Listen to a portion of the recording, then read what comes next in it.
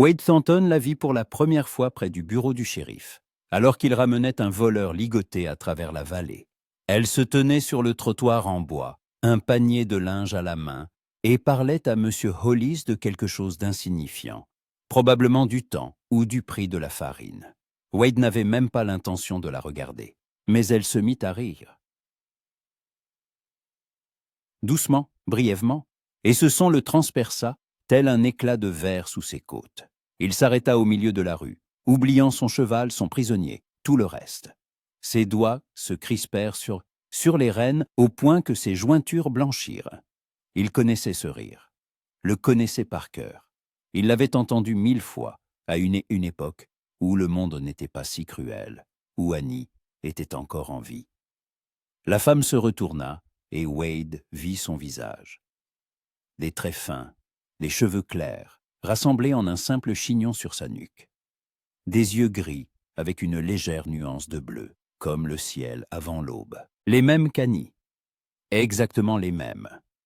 Il fit faire demi-tour à son cheval et partit, sans attendre les remerciements du shérif. Lily Whitmore était arrivée à Ash Valley 3 semaines plus tôt. Cette petite ville nichée au pied des montagnes, entourée de collines arides et de rares bosquets de frênes, était devenue son dernier espoir. Après la mort de son père, elle s'était retrouvée seule, sans ressources, sans foyer, sans avenir. La seule chose qu'elle possédait était une lettre de sa tante Martha, qui vivait ici et avait accepté d'accueillir sa nièce. Tante Martha s'avéra être une femme sèche, aux mains calleuses et au regard sévère. Elle tenait une petite blanchisserie à la lisière de la ville et ne tolérait pas l'oisiveté. Autrefois, elle avait eu une fille, Annie, mais celle-ci était morte de la fièvre 8 ans plus tôt. Depuis, Martha s'était renfermée sur elle-même, devenant austère et taciturne. Le travail était pour elle le seul moyen de ne pas penser à sa perte. Lily commença à travailler dès le lendemain de son arrivée. Elle transportait l'eau du puits, lavait les chemises des cow-boys et des fermiers, repassait les cols empesés des épouses des commerçants locaux. Le travail était pénible, mais Lily ne se plaignait pas. Elle était habituée au labeur. Et surtout, elle était reconnaissante d'avoir un toit sur la tête et que sa tante l'ait accueillie, malgré son propre chagrin. Ash Valley était une ville typique de la frontière. Une large rue unique bordée de maisons en bois et de boutiques aux enseignes délavées. Un saloon, le bureau du shérif, une église, un relais de poste, une forge. Le reste n'était que des ranches dispersées dans la vallée et des étendues infinies où paissaient les troupeaux et erraient des cavaliers solitaires.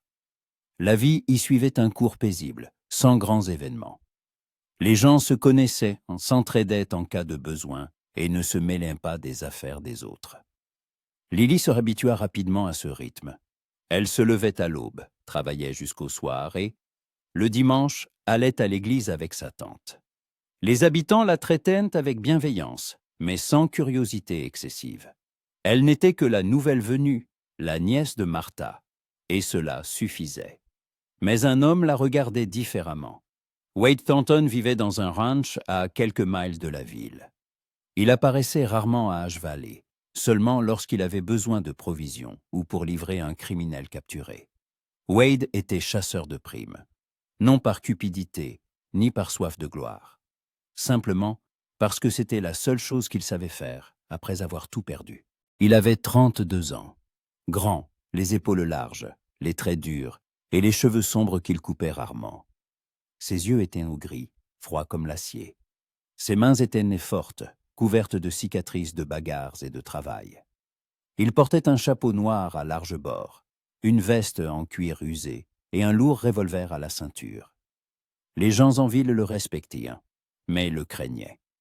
C'était un homme qui ne pardonnait pas les offenses et n'oubliait pas le passé. Et son passé était insupportable. 8 ans plus tôt, Wade était un tout autre homme. Un jeune cow-boy qui rêvait de son propre ranch, qui croyait en l'avenir. Il travaillait dans un grand ranch non loin de là, économisait de l'argent, faisait des projets. Et il était amoureux d'Annie, la fille de Martha. Elle avait 19 ans, les cheveux clairs, les yeux gris et un sourire qui illuminait le monde.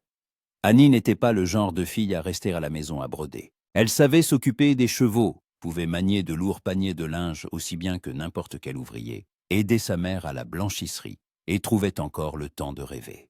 Elle lisait les livres qu'apportait un marchand ambulant, et parlait à Wade de pays lointains où elle espérait se rendre un jour. Leur amour était né en silence, sans grande déclaration.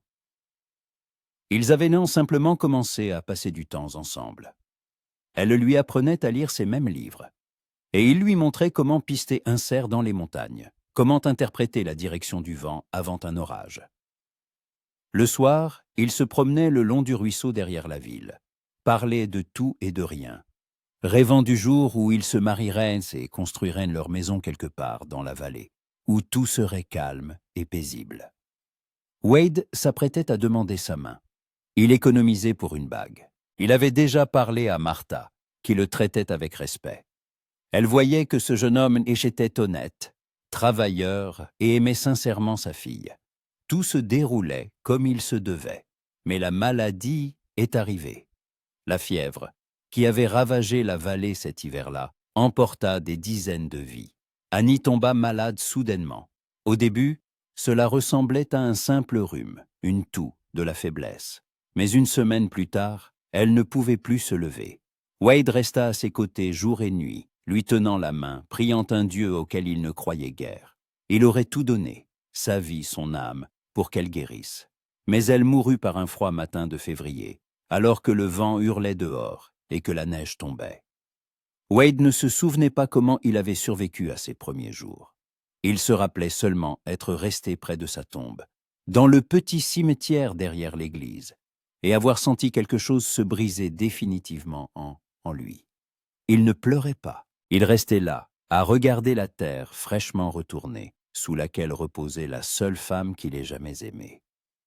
Martha se tenait également à ses côtés, silencieuse, le visage de pierre, les yeux fermés. Elle avait perdu son unique fille. Il avait perdu son avenir. Après les funérailles, il quitta la ville. Il ne pouvait plus y rester. Chaque arbre, chaque sentier lui rappelait Annie. Il ne revint que 3 ans plus tard, après avoir acheté un ranch abandonné à quelques miles d'Ash Valley. À cette époque, il était déjà devenu chasseur de primes. Dur, impitoyable, solitaire. La seule chose qui le maintenait en vie était son travail et la tentative d'oublier. Mais il n'arrivait pas à oublier. Martha ne lui a jamais reproché son départ. Lorsqu'ils se croisaient rarement en ville, elle lui adressait un signe de tête silencieux, sans un mot. Ils partageaient une douleur commune qui n'avait pas besoin d'être expliquée. Lily ignorait tout cela. Elle ne savait pas que sa cousine Annie avait été l'amour de la vie de Wade Thornton. Tante Martha ne lui en avait jamais parlé. Elle avait simplement mentionné un jour qu'elle avait eu une fille, morte de la fièvre de nombreuses années auparavant, et n'était jamais revenue sur le sujet. Martha parlait rarement du passé. Elle vivait dans le présent, le travail, les prières du dimanche. Lily ne se souvenait même pas d'Annie. Elle ne s'était vue qu'1 ou 2 fois, alors qu'elles n'étaient que des petites filles, et très brièvement. La famille de Lily vivait loin, dans un autre État, et rendait rarement visite à leurs parents. Elle savait seulement que sa tante avait eu une fille, et qu'elle était morte jeune. Rien de plus. Ainsi, en arrivant à Ash Valley, Lily ne s'attendait pas à ce que sa présence soit un choc pour quelqu'un. Leur deuxième rencontre eut lieu 1 semaine plus tard, à la boutique de McGregor. Lily était venue acheter du savon et du bicarbonate de soude pour la lessive. Elle se tenait au comptoir, comptant les pièces dans sa bourse, lorsque la porte s'ouvrit brusquement et que Wade entra. Il portait le même chapeau noir, des bottes hâles, le visage fatigué. Il revenait sans doute d'une autre poursuite. Il s'approcha du comptoir, sans prêter attention à Lily, et lança sèchement à McGregor. Des cartouches, calibre 45, 2 boîtes. Le commerçant hocha la tête et alla chercher la marchandise. Lily restait à côté, n'osant pas bouger. Elle sentait la tension qui émanait de cet homme, comme la chaleur d'un fer rouge. Il ne la regardait pas, mais elle sentait sa présence de tout son être. McGregor revint avec les cartouches, et Wade lui tendit l'argent. À ce moment, Lily laissa tomber sa bourse par inadvertance. Les pièces se répandirent sur le plancher en bois, avec un bruit sonore. « Pardon », dit-elle doucement en s'agenouillant pour les ramasser. Wade se retourna et se figea. Il la regardait de haut, et dans ses yeux, il y avait une telle douleur, une telle fureur, que Lily prit peur. Elle ne comprenait pas ce qu'elle avait fait de mal. Elle avait simplement fait tomber sa bourse. Mais cet homme la regardait, comme si elle avait commis quelque chose d'impardonnable. « Vous » commença-t-il d'une voix rauque, mais il ne termina pas. Lily ramassa les pièces et se releva, serrant la bourse contre sa poitrine. Son cœur battait la chamade, et elle ne pouvait détacher son regard de son visage. Il était pâle, les mâchoires si serrées que ses pommettes saillaient sous sa peau. « Vous êtes nouvelle en ville ?» dit-il enfin. Sa voix était neutre, mais on y décelait une tension sous-jacente. « Oui » répondit doucement Lily. « Je suis la nièce de Martha. Je suis arrivée il y a 3 semaines. » Wade garda le silence. Il la fixait, et son regard avait quelque chose d'effrayant et de brisé à la fois. Puis, il demanda brusquement, « Comment vous appelez-vous » ? « Lily. Lily Whitmore. » En entendant ce nom de famille, Wade tressaillit comme s'il avait reçu un coup. Il saisit les boîtes de cartouches et sortit de la boutique si vite que la porte claqua contre le montant. Lily resta debout près du comptoir, ne comprenant pas ce qui venait de se passer. McGregor secoua la tête. « N'y fais pas attention, petite. Thornton a toujours été étrange, surtout après ce qui lui est arrivé. » « Que lui est-il arrivé ?» demanda Lily, bien qu'elle sût qu'elle ne devrait pas poser la question. Le commerçant soupira et lui jeta un long regard. « Ta cousine, Annie, la fille de Martha. Il l'aimait. Il allait l'épouser, mais elle est morte de la fièvre, et il ne s'en est jamais remis. Et toi, ma petite, tu lui ressembles incroyablement. » Le portrait craché d'Annie. Pour lui, ça doit être comme voir un fantôme. Lily sentit quelque chose se nouer en elle. Elle ne savait que répondre. Elle hocha simplement la tête, paya ses achats et sortit dans la rue. Le vent chassait l'herbe sèche sur la route et soulevait des nuages de poussière rougeâtre. Le ciel était couvert et, au loin, le tonnerre grondait. Lily marchait sur le trottoir en bois, serrant son paquet de savon, et pensait à cet homme, à son regard, à la douleur qu'elle avait vue dans ses yeux. Elle eut pitié de lui, et elle ne comprenait pas pourquoi ce sentiment de pitié était si vif, comme s'il touchait à quelque chose de personnel, quelque chose qu'elle ne saisissait pas encore tout à fait elle-même. Wade rentra au ranch à la nuit tombée. Il descendit de cheval, le mena à l'écurie, lui donna du fourrage. Puis il entra dans la maison, une petite cabane en rondin avec 2 pièces et une cheminée en pierre. Il alluma une lampe, se versa un whisky et s'assit près de la fenêtre. Il ne pouvait cesser de penser à elle, cette fille, Lily Whitmore, la nièce de Martha, la cousine d'Annie. Elle ressemblait tellement à sa cousine que cela lui faisait mal. Les mêmes yeux cheveux, la même voix douce, même sa façon de parler, posée, prudente. Quand elle se tenait devant lui dans la boutique, il avait oublié un instant où il était. Il avait eu l'impression que le temps avait reculé, qu'Annie était vivante, que tout pouvait être réparé. Mais la réalité s'était abattue sur lui comme un coup de poing. Annie était morte depuis 8 ans, et cette fille n'était pas elle, juste une cousine. Une ressemblance trop frappante pour être juste. Wade but son whisky d'un trait et posa lourdement le verre sur la table. Il détestait ce sentiment. Détestait que quelqu'un puisse lui rappeler le passé.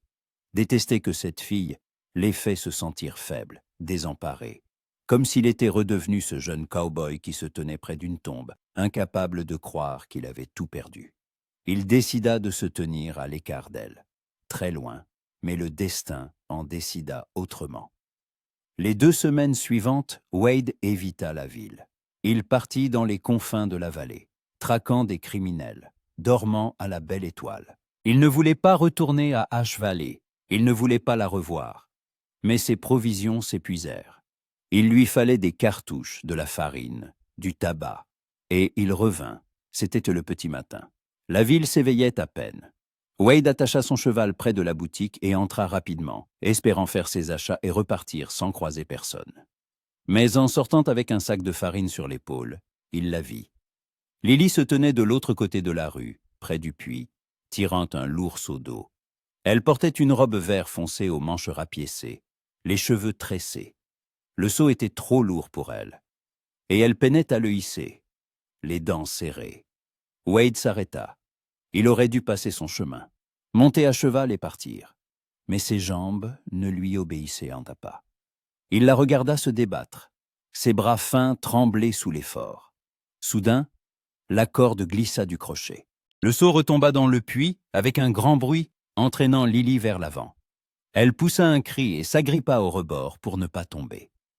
Wade jeta son sac par terre et traversa la rue en quelques enjambées. « Cartez-vous » dit-il sèchement sans la regarder. Lily sursauta et recula. Wade saisit la corde, remonta rapidement le seau et le posa près du puits. Puis il se retourna pour partir. « Merci » dit-elle doucement. Il s'arrêta. Il ne se retourna pas, mais sa voix le transperça comme une aiguille. « Ne me remerciez pas » lança-t-il par-dessus son épaule. « La prochaine fois, demandez de l'aide. Ce n'est pas un travail de femme. »« Je peux me débrouiller seule, » répondit Lily, et dans sa voix, il y avait la même fierté obstinée qu'avait eue Annie. Wade serra les poings, il voulait partir. Mais au lieu de cela, il se retourna et la regarda pour la première fois depuis ce jour à la boutique. Elle se tenait là, le menton levé, les mains mouillées et le regard déterminé. Et il ne vit pas seulement la ressemblance avec Annie. Il vit une autre jeune femme, forte, seule, aussi perdue que lui. « Martha sait que vous transportez l'eau seule ?» demanda-t-il, s'efforçant de garder une voix indifférente. « Ma tante est occupée. Elle a beaucoup de travail. Alors il vous faut quelqu'un pour vous aider. »« Je m'en sortirai, » répéta Lily.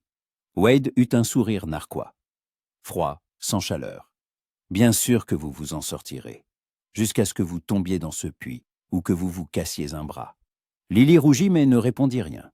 Elle souleva le seau et se dirigea vers la blanchisserie, essayant de ne pas montrer à quel point il était lourd.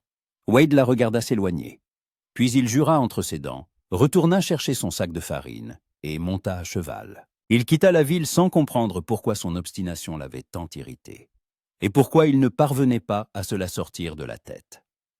2 semaines s'étaient écoulées depuis ce matin près du puits, et Wade n'arrivait pas à oublier cette rencontre. Il s'efforçait de rester loin d'Ash Valley, traquant des bandits dans les montagnes, dormant dans des cabanes abandonnées ou à la belle étoile. Le travail était familier, presque apaisant.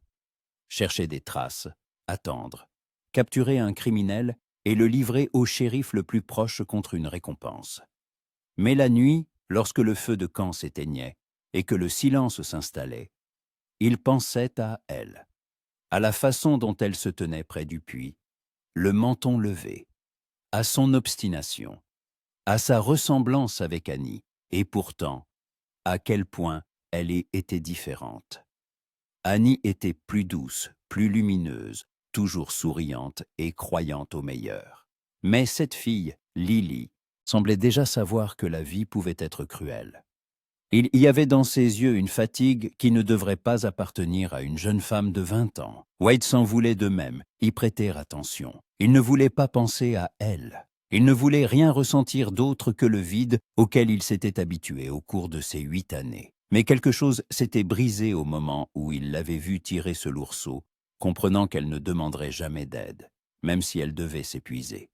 C'était si semblable à la façon dont il avait lui-même vécu toutes ces années. Lily non plus ne pouvait oublier cette rencontre. Elle pensait à cet homme, Wade Thornton, plus souvent qu'elle n'aurait voulu l'admettre. À sa voix brusque, à la façon dont il la regardait, avec un mélange de douleur et de colère. À la rapidité avec laquelle il l'avait aidée, alors qu'il ne voulait manifestement même pas s'approcher. McGregor lui avait raconté que Wade avait aimé sa cousine Annie, qu'il allait l'épouser. Qu'après sa mort, il avait changé, devenant dur et renfermé. Lily comprenait pourquoi il réagissait si étrangement avec elle. Elle lui rappelait celle qu'il avait perdue, et elle avait une pitié infinie pour lui. Mais il y avait autre chose, un sentiment qu'elle ne pouvait expliquer. Lorsqu'il se tenait près d'elle au puits, elle avait ressenti une étrange tension, comme si l'air entre eux s'était épaissi. Sa présence était pesante, oppressante, mais en même temps, elle s'était sentie protégée, comme si rien de mal ne pouvait lui arriver à ses côtés. C'était stupide. Elle savait qu'il ne voulait rien avoir à faire avec elle, que pour lui, elle n'était qu'un rappel d'un passé douloureux. Mais elle pensait quand même à lui. La vie à Ash-Valley suivait son cours. Lily travaillait à la blanchisserie du matin au soir, transportait l'eau, lavait, repassait, étendait le linge sur les cordes dans la cour. Tante Martha était stricte mais juste. Elle n'exigeait pas l'impossible, mais ne tolérait pas la paresse. Elle parlait peu. Martha était une femme de peu de mots. Elle se levait à l'aube, travaillait jusqu'à la nuit tombée, et le soir, s'asseyait près de la lampe pour raccommoder de vieux vêtements. Parfois, Lily surprenait son regard posé sur elle, un regard pensif, triste, et comprenait que sa tante voyait Annie en elle. C'était une sensation étrange, ressembler à une personne dont on se souvient à peine, mais qui avait été si importante pour les autres. Un soir, alors qu'elles étaient assises sur le porche après le travail, buvant du thé, Martha se mit enfin à parler. « Tu ressembles beaucoup à ma fille, » dit-elle doucement, en regardant le coucher de soleil. Pas seulement physiquement, de caractère aussi. Elle était tout aussi têtue. Elle voulait toujours se débrouiller seule, ne demandait jamais d'aide. Lily garda le silence, ne sachant que répondre. « Je sais que tu as vu Wade, » poursuivit Martha. « Je sais qu'il t'a aidé au puits. McGregor me l'a dit. » « Je ne voulais pas le déranger, » dit rapidement Lily. « C'est juste arrivé comme ça. » Martha secoua la tête. Il aimait Annie plus que sa propre vie. Quand elle a attrapé la fièvre, il n'a pas quitté son chevet. Il était resté assis près de son lit jour et nuit, lui tenant la main, priant. Je l'ai vu espérer qu'elle guérirait. Mais la maladie était trop forte. Elle est morte 2 semaines après être tombée malade. Et Wade, il a failli devenir fou. Je l'ai vu près de sa tombe, incapable de croire qu'elle n'était plus là.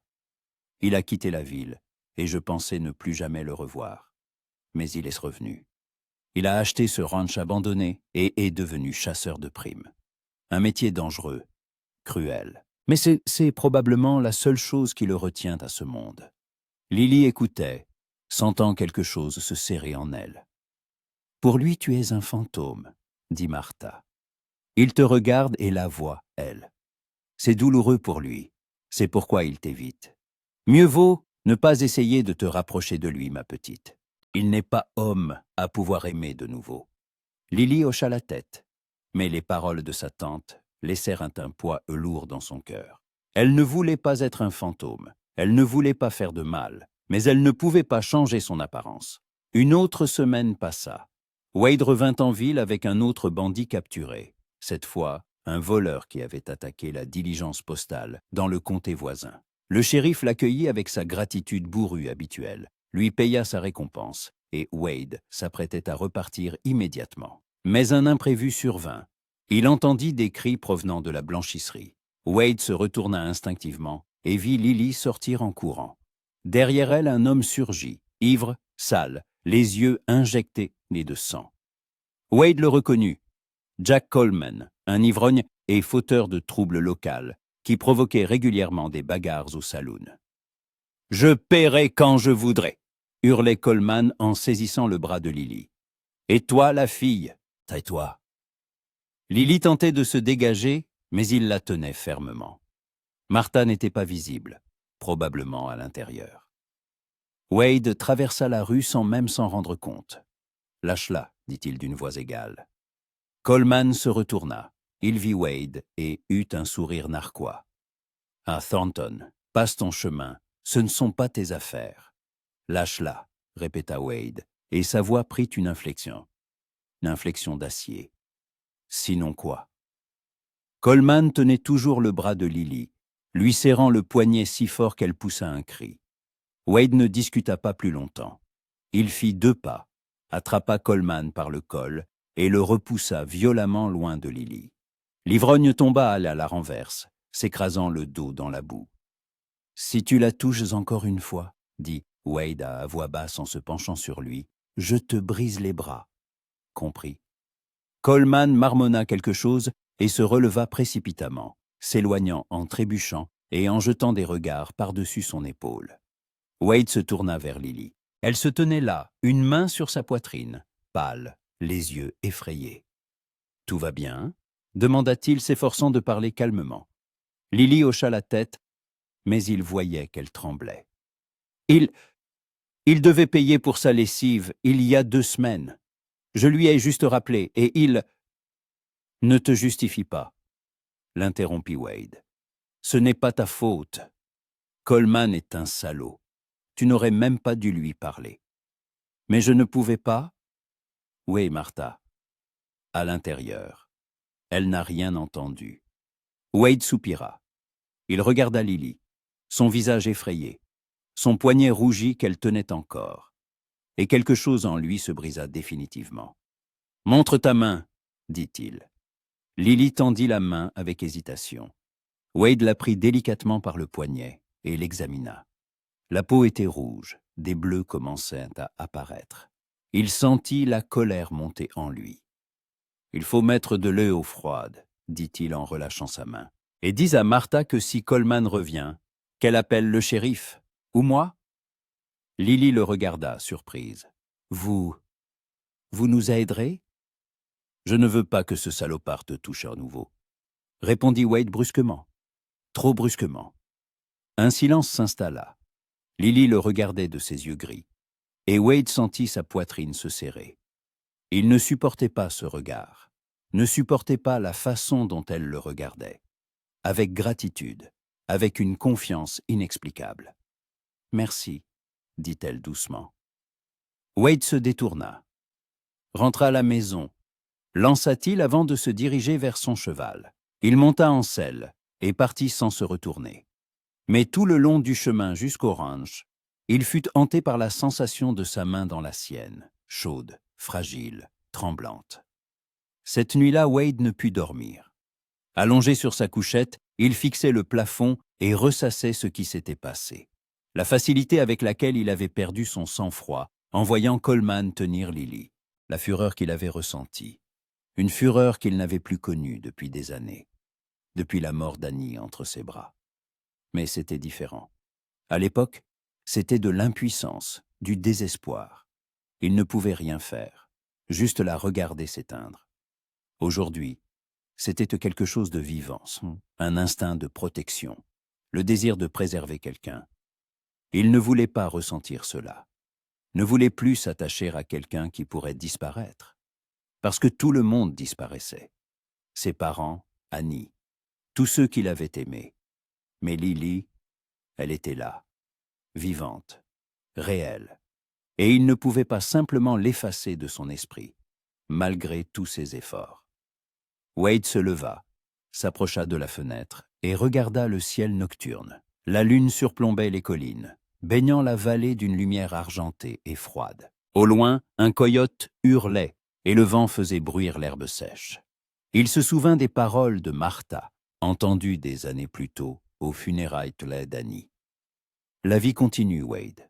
Même quand tout semble fini, elle continue. Et nous devons continuer avec elle. À l'époque, il n'y avait pas cru. Il avait décidé que pour lui, la vie s'était arrêtée le jour où Annie Tuatak était morte de cette fièvre que personne n'avait pu enrayer. Mais peut-être s'était-il trompé. Le lendemain matin, Wade se réveilla avec une ferme résolution. Il n'éviterait plus la ville. Il ne se cacherait plus de Lily. Il ne savait pas exactement ce qu'il ferait. Mais il n'allait plus fuir.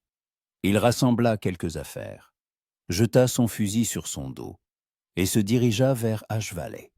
Cette fois, ni pour des provisions, ni pour une récompense. Simplement parce qu'il voulait s'assurer qu'elle allait bien. En approchant de la blanchisserie, il aperçut Lily dans la cour. Elle étendait du linge sur les cordes, des draps blancs, des chemises, des foulardes. Le vent agitait que le tissu, et elle le maintenait d'une main tout en attachant les pinces à linge de l'autre. Une échymose était visible sur son poignet. Wade descendit de cheval et s'approcha. Lily se retourna et le vit. La surprise se peignit sur son visage. « Monsieur Thornton, dit-elle, je ne m'attendais pas à vous voir. Je voulais m'assurer que Coleman ne vous avait plus importuné, » répondit Wade, s'efforçant de garder une voix neutre. « Non, tout va bien. Ma tante a dit que s'il revenait, elle irait elle-même voir le shérif. Bien. » Un silence gêné s'installa. Lily le regardait, ne sachant manifestement pas quoi dire. Wade se taisait également. Il n'était pas doué pour parler aux gens, surtout aux femmes, surtout à celles qui lui rappelaient tant le passé. « Comment va votre bras ?» demanda-t-il enfin. Lily baissa les yeux sur son poignet. « Il me fait un peu mal, mais ce n'est rien de grave. Merci d'avoir pris ma défense hier. » « De rien. » De nouveau le silence. Wade sentit qu'il devait dire quelque chose, mais ne savait pas quoi. Il la regarda. Ses cheveux clairs flottant au vent, ses yeux gris, ses mains rougies par le travail. Et il comprit qu'il ne voulait pas partir. « Si vous avez besoin d'aide pour les gros travaux, dit-il, à sa propre surprise, vous pouvez me le dire. Je n'habite pas loin. » Lily le regarda avec étonnement. « Vous êtes sérieux ? Je n'ai pas l'habitude de plaisanter. » Un léger sourire apparut sur son visage, le premier sourire qu'il voyait chez elle. Et quelque chose en lui vacilla. « Merci, dit-elle. C'est très gentil de votre part. » Wade hocha la tête, se retourna et se dirigea vers son cheval. Mais avant de monter en selle, il se retourna. « Et arrêtez de transporter l'eau seule. C'est dangereux. » Lily acquiesça, toujours souriante. Wade s'éloigna, sentant une chaleur étrange et inhabituelle dans sa poitrine. Quelque chose qu'il n'avait pas ressenti depuis 8 ans. L'espoir. Les jours suivants, Wade commença à apparaître plus souvent en ville. Il ne venait pas directement à la blanchisserie, mais se tenait toujours quelque part à proximité. Il achetait quelque chose à la boutique, parlait au shérif, faisait réparer sa selle chez le forgeron, et il gardait toujours un œil sur Lily, s'assurant que Coleman ou quelqu'un d'autre ne l'importunait pas. Les gens commencèrent à le remarquer. McGregor eut un jour un sourire narquois lorsque Wade entra pour la 3e fois de la semaine chercher du tabac. « Thornton, avant tu venais en ville 1 fois par mois. Maintenant, c'est presque tous les jours. Il doit y avoir une raison, non ?» Wade lui lança un regard glacial. « Mes affaires, ma foi, ne te regardent pédane pas, McGregor. » Le commerçant se mit à rire. « D'accord, d'accord. Je dirais juste une chose. C'est une bonne fille, pas comme les autres. Travailleuse modeste. Elle a besoin de quelqu'un pour prendre soin d'elle. » Wade ne répondit rien. Il prit son tabac, paya et sortit. Mais les mots de McGregor restèrent nestés dans sa tête. Il savait que les gens commençaient à parler. Il savait que les rumeurs allaient bientôt circuler. Mais cela lui était égal. Il voulait juste en être sûr qu'elle allait bien. C'est tout. C'est ce qu'il se disait. Mais au fond de lui, il savait que ce n'était pas vrai.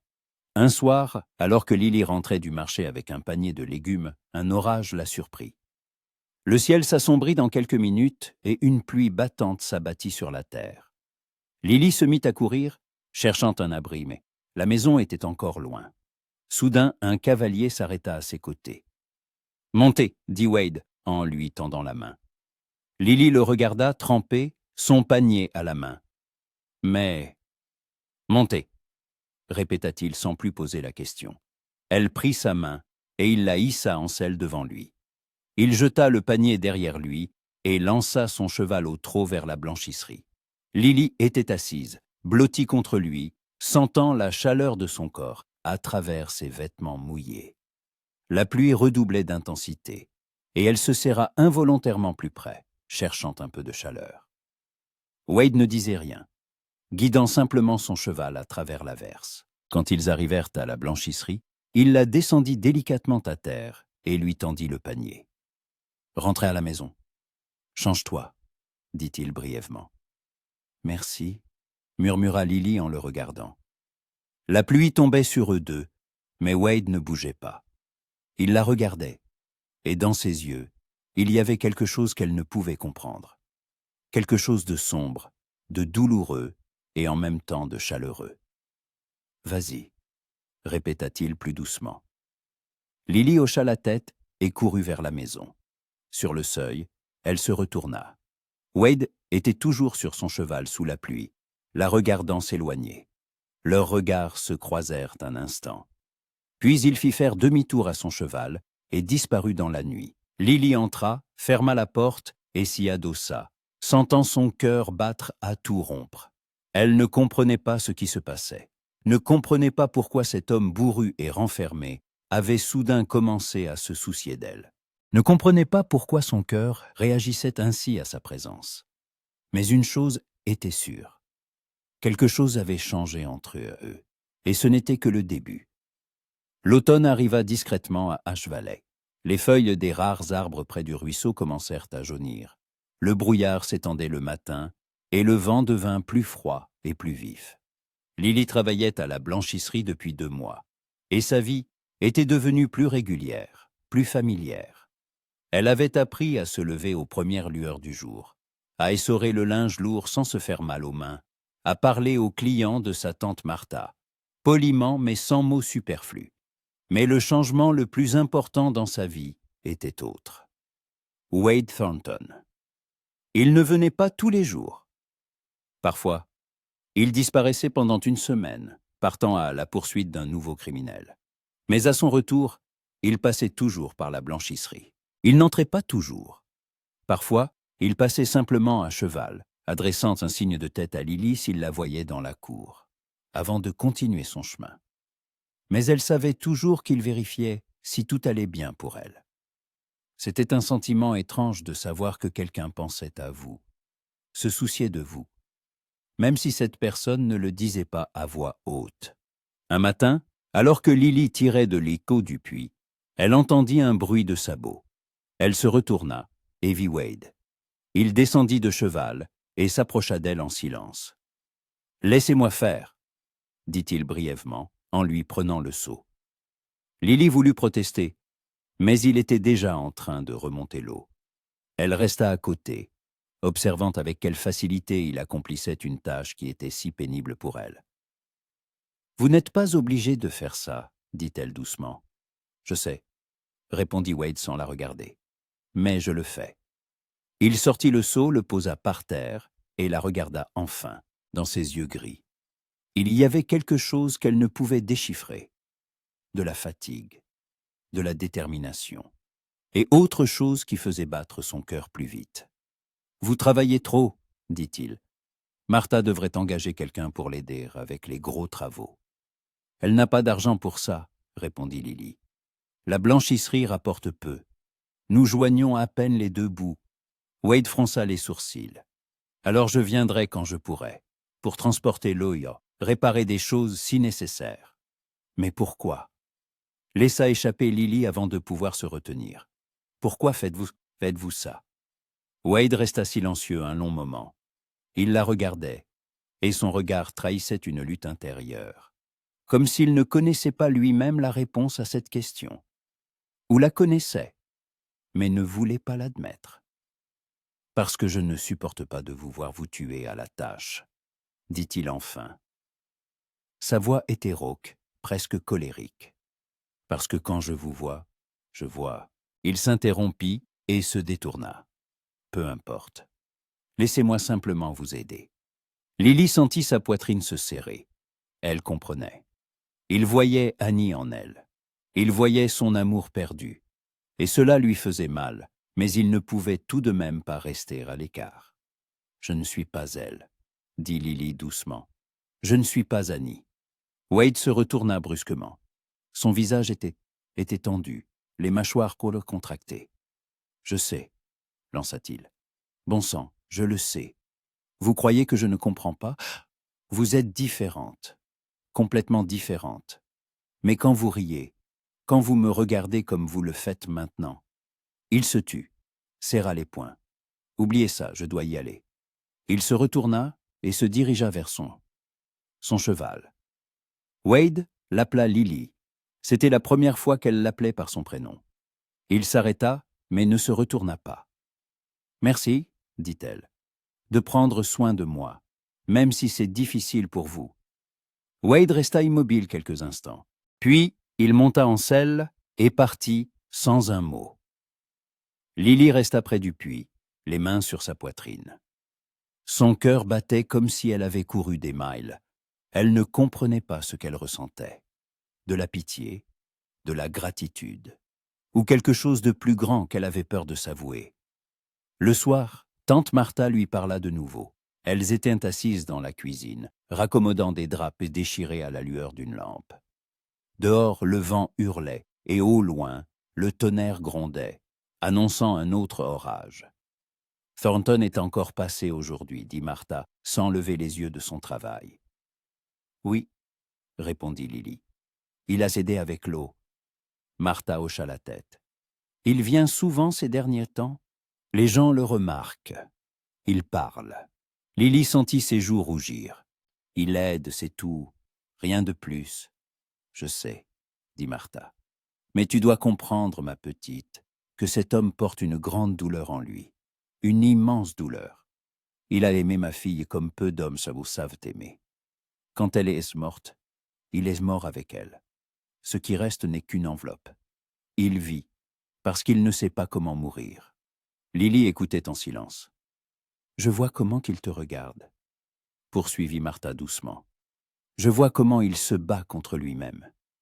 Il essaie de garder ses distances, mais il n'y arrive pas. Parce que tu ressembles à Sani, et ça le déchire.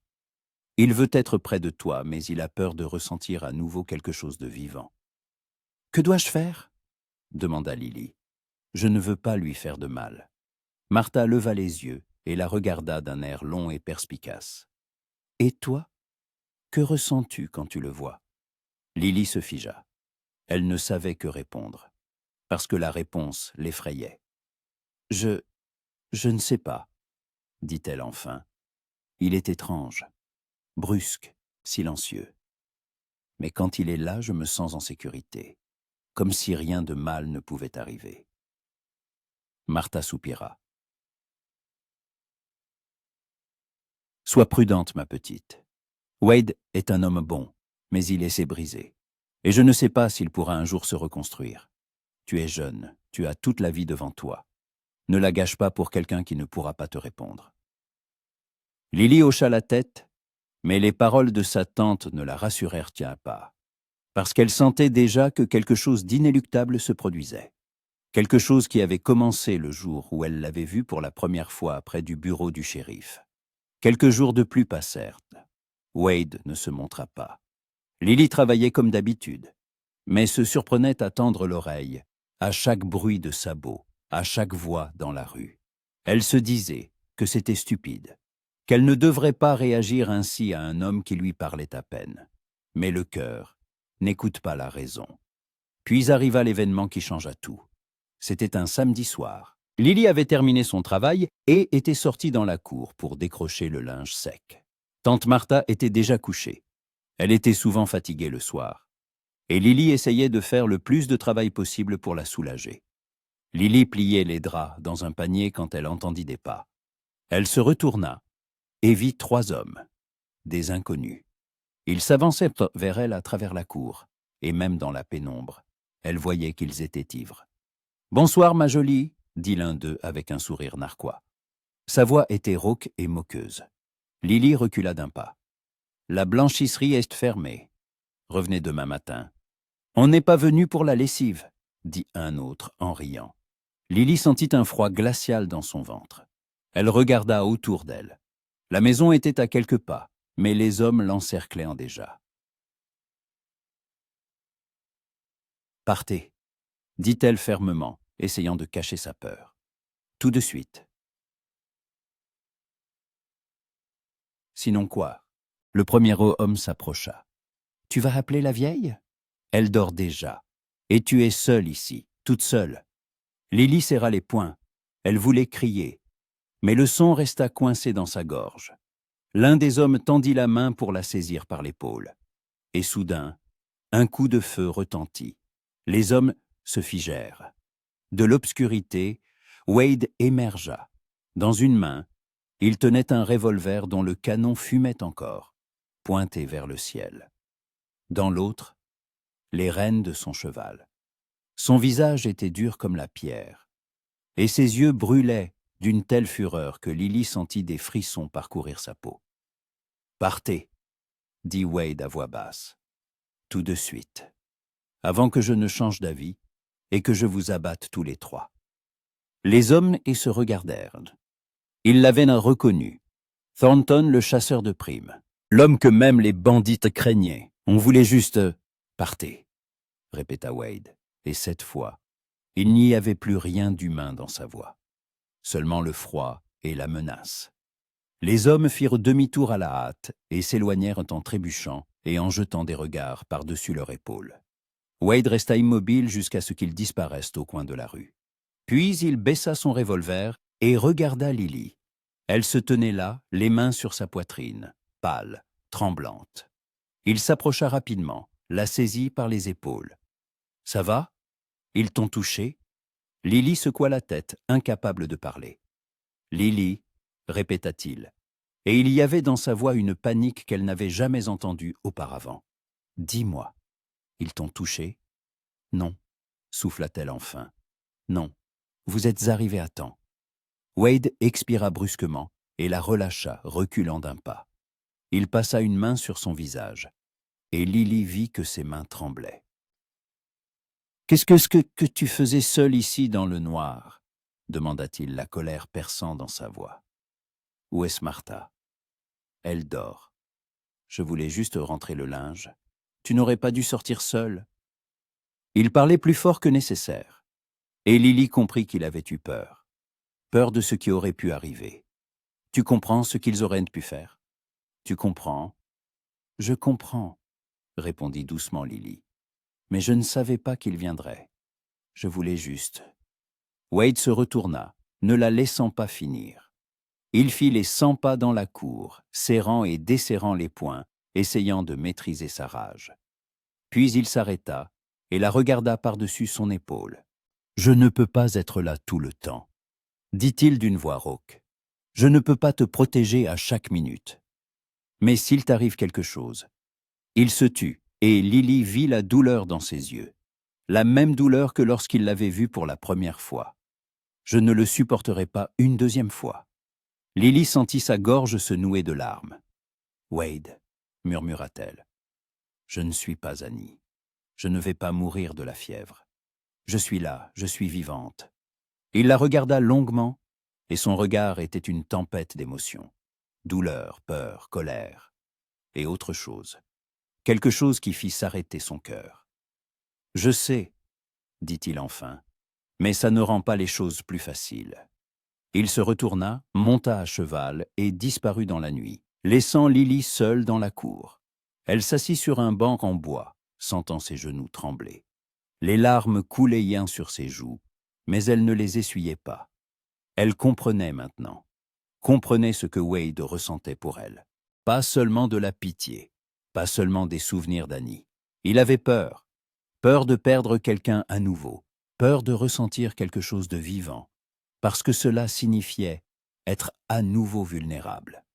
Et elle aussi avait peur, parce qu'elle réalisait qu'elle tombait amoureuse de cet homme brisé et renfermé, qui essayait si désespérément de garder ses distances. Le lendemain matin, Wade revint, tôt, à l'aube, alors que Martha dormait encore, et que Lily allumait à peine le feu dans le poêle pour faire bouillir le hio. Il entra dans la cour et descendit de cheval. Il s'approcha de la porte et frappa. Lily ouvrit, surprise. « Wade, que se passe-t-il » Il resta silencieux quelques instants, la regardant. Puis il lui tendit quelque chose. Lily regarda. C'était un petit revolver, un modèle pour dame, compact, avec une crosse sculptée. « C'est pour toi, » dit Wade. Je vais t'apprendre à tirer, pour que tu puisses le défendre quand je ne suis pas là. Lily prit l'arme avec précaution. Elle était plus lourde qu'elle ne le pensait, froide et effrayante. Je ne sais pas m'en servir. Tu apprendras, dit Wade fermement. Aujourd'hui même. Retrouvons-nous après le déjeuner près du ruisseau, derrière la ville. Je te montrerai comment le tenir, comment viser, comment tirer. D'accord? Lily hocha la tête, incapable de détacher son regard de son visage. Il était sérieux, déterminé. Et elle comprit que c'était important pour lui, qu'il ne pourrait pas vivre tranquillement en la sachant sans défense. D'accord, murmura-t-elle. Wade acquiesça et Poe se retourna pour partir. Mais Lily le saisit soudain par le bras. « Attendez, dit-elle. Pourquoi faites-vous ça? Pourquoi faites-vous ça? Pourquoi vous souciez-vous de moi si cela vous fait souffrir ?» Wade s'arrêta. Il regarda sa main qui tenait son poignet, puis son visage. Et dans ses yeux, il y avait une telle fatigue, une telle lourdeur, que Lily eut envie de le serrer dans ses bras, de lui dire que tout irait bien. « Parce que je ne peux pas faire autrement, » dit-il doucement. « Parce que quand je te vois, je ressens autre chose que le vide. Pour la première fois en 8 ans. Et ça me terrifie. Mais je ne peux pas m'arrêter. » Il dégagea doucement son bras et partit, laissant Lily sur le seuil, un revolver à la main et le cœur battant à tout rompre. Après le déjeuner, Lily dit à Martha qu'elle allait au ruisseau cueillir des baies. Sa tante hocha la tête sans poser de questions, bien que Lily ait eu l'impression qu'elle comprenait tout. Elle suivit le sentier menant au ruisseau, le revolver caché dans la poche de sa robe. Son cœur battait vite, et elle ne savait si c'était par peur ou par anticipation de voir Wade. Il l'attendait déjà. Il se tenait près de l'eau, appuyé contre le tronc d'un vieil arbre, son fusil sur le dos. Quand il la vit, il se redressa. « Tu es venu, dit-il. Bien, commençons. » L'heure suivante, Wade lui apprit à manier l'arme. Il lui montra comment tenir correctement le revolver, comment vérifier s'il était chargé, comment armer le chien. Ses mains étaient prévenantes lorsqu'il corrigeait la position de ses doigts sur la crosse, lui montrait comment viser. « Ne ferme pas les 2 yeux, disait-il calmement. Plisse le gauche, regarde avec le droit. Vise le centre de la cible. Et respire calmement. Tire en expirant. » Lily écoutait, essayant de se concentrer. Mais la proximité de Wade la troublait. Elle sentait la chaleur de son corps lorsqu'il se tenait derrière elle, guidant ses mains, sentait son souffle près de son oreille lorsqu'il expliquait. « Essaye, » dit-il enfin en reculant. Lily leva le revolver, visa une vieille bouteille que Wade avait posée sur une pierre à quelques mètres d'eux. Elle expira et appuya sur la détente. Le coup de feu retentit et le recul faillit lui arracher l'arme des mains. La bouteille resta intacte. « Encore, » dit Wade. « N'aie pas peur du recul. Tiens-le plus fermement. » Lily réessaya. Et encore. À la 5e tentative, la bouteille vola en éclats. « Bien joué, » dit Wade, et sa voix était empreinte de fierté. Lily se tourna vers lui en souriant. C'était le premier vrai, large sourire qu'il voyait chez elle. Et quelque chose en lui se brisa définitivement. Il la regardait, ses cheveux clairs ébouriffés par le vent, ses yeux gris brillants de joie, son sourire qui la rendait si vivante, si belle. Et il comprit qu'il ne pouvait plus se mentir. Il ne se souciait pas d'elle simplement à cause de sa ressemblance avec Annie. Il était en train de tomber amoureux. De nouveau. Pour la première fois en 8 ans. Et c'était plus effrayant que tout ce qu'il avait jamais ressenti. « Wade ?» appela Lily, le voyant figé. « Tout va bien. » Il garda le silence, la regardant simplement, luttant contre lui-même. Puis il fit un pas en avant. « Non !» dit-il d'une voix rauque. « Rien ne va bien. » Et avant d'avoir pu changer d'avis, il l'attira à lui et l'embrassa. Le baiser fut inattendu, désespéré, chargé de toute la douleur que Wade portait en lui depuis 8 ans. Ses lèvres étaient dures, insistantes, et ses mains, qui serraient Lily, tremblèrent. Elle se figea un instant, stupéfaite. Puis ses mains se posèrent d'elles-mêmes sur ses épaules. et elle répondit à son baiser. Le monde autour d'eux cessa d'exister. Il ne restait plus qu'eux deux, près du ruisseau, au son du clapotis de l'eau et du bruissement du vent dans l'herbe. Wade l'embrassait comme pour se prouver qu'elle était réelle, qu'elle était là, que ce n'était ni un rêve ni un fantôme du passé. Quand il se détacha enfin d'elle, sa respiration était saccadée. Il pressa son front contre le sien, sans la lâcher, et Lily entendit son cœur battre à tout rompre. « Pardonne-moi, allaita-t-il, je n'aurais pas dû, pardonne-moi. »« Ne t'excuse pas, murmura Lily s'accrochant toujours à ses épaules. S'il te plaît, ne t'excuse pas. » Wade s'écarta et la regarda. Dans ses yeux, il y avait un tel mélange de sentiments que Lily eut envie de pleurer. Peur, culpabilité, désir, douleur, tout à la fois. « Je ne peux pas faire ça, » dit-il en reculant d'un pas. « Pas encore. Je ne peux pas me permettre de ressentir ça. »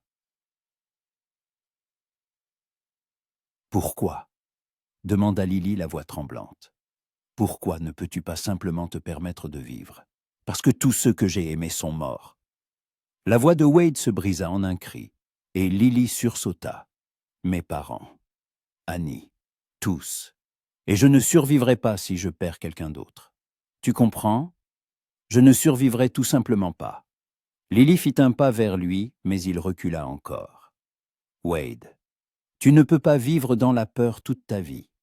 Tu ne peux pas renoncer au bonheur simplement parce que tu as peur de le perdre. »« Si je peux, » répondit-il durement, « et je le ferai. » Il se retourna, monta à cheval et partit sans se retourner.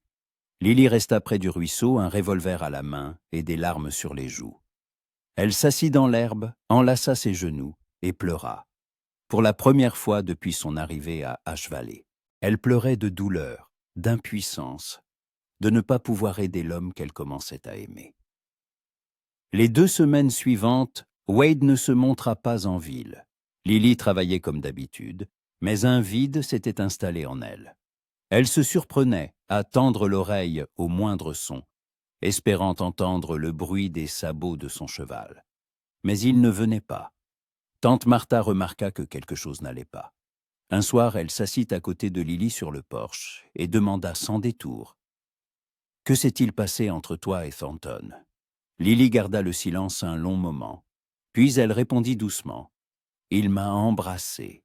Et puis il a dit qu'il ne pouvait pas, qu'il avait peur de perdre quelqu'un à nouveau. » Martha hocha la tête, comme si elle s'y attendait. « Il vit dans le passé, » dit-elle, « dans ce jour où Annie est morte. Il n'a jamais réussi à s'en sortir. Et toi, ma petite, tu lui rappelles à la fois l'amour et la perte. Ça le déchire. »« Que dois-je faire ?» demanda Lily d'une voix suppliante. « Je ne sais pas comment l'aider. » Martha posa une main sur son épaule. « Tu ne peux pas sauver un homme qui ne veut pas être sauvé. Wade doit décider lui-même s'il veut continuer à vivre ou simplement exister. Tu ne peux qu'attendre et croire qu'il fera le bon choix. » Lily hocha la tête.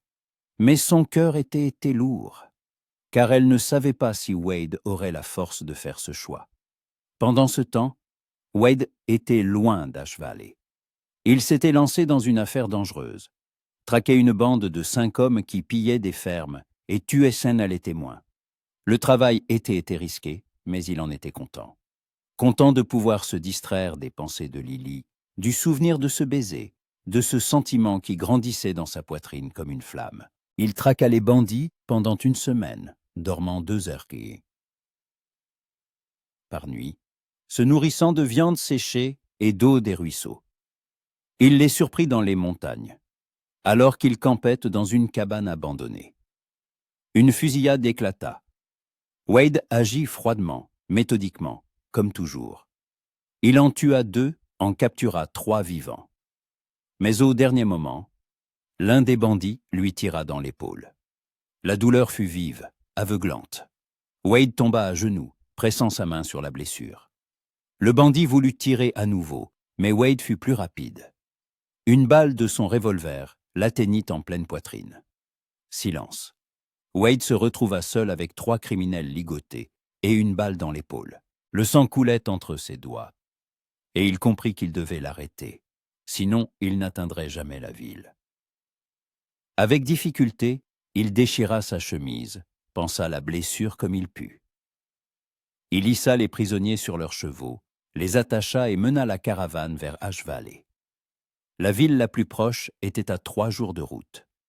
Wade ne savait pas s'il en aurait la force, mais il avançait. Parce qu'il devait revenir. Il devait la revoir une dernière fois, ne serait-ce que de loin. Lily apprit que Wade était blessé par le shérif. Elle sortait de la boutique de McGregor quand elle vit la caravane entrer en ville. En tête, Wade, pâle, un bandage ensanglanté sur l'épaule, se tenant à peine en selle. Derrière lui, 3 bandits ligotés. Lily laissa tomber son panier et courut vers lui. « Wade !» cria-t-elle. Il se retourna, la vit et tenta de sourire.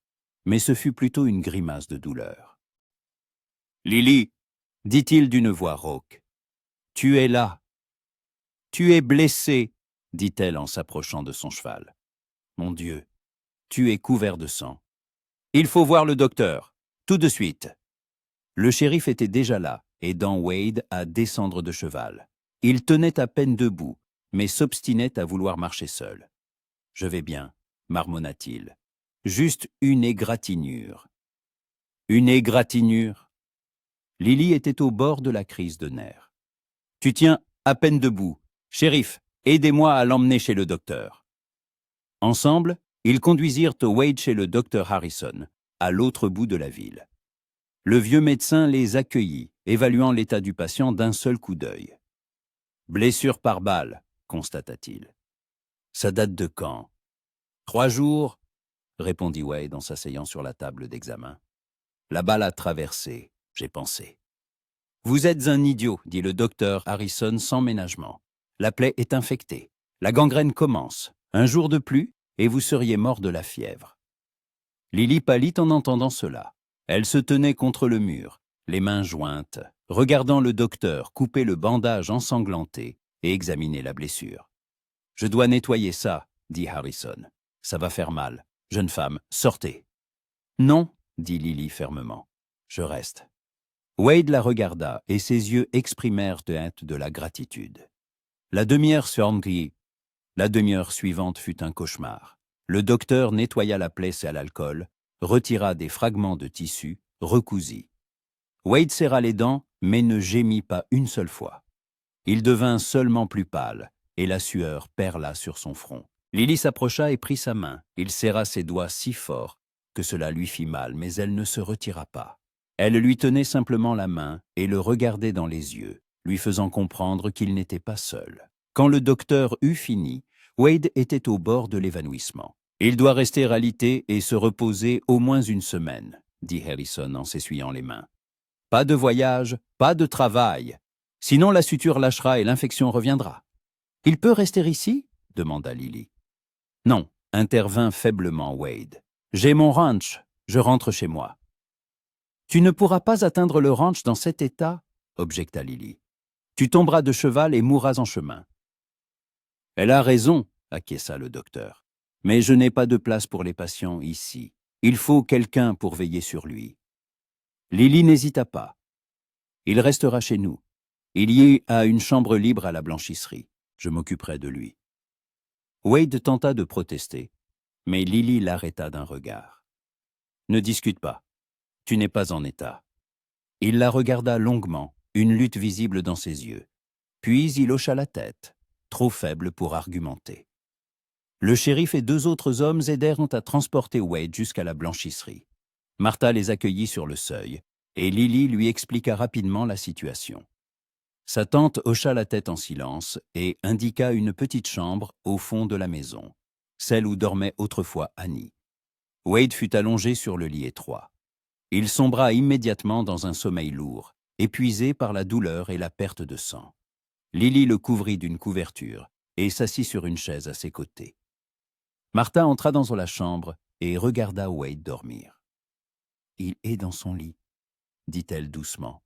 « Dans le lit d'Annie. »« Pardon, ma tante, » commença Lily. « Je n'ai pas pensé. »« Non, » l'interrompit Martha. « C'est bien ainsi.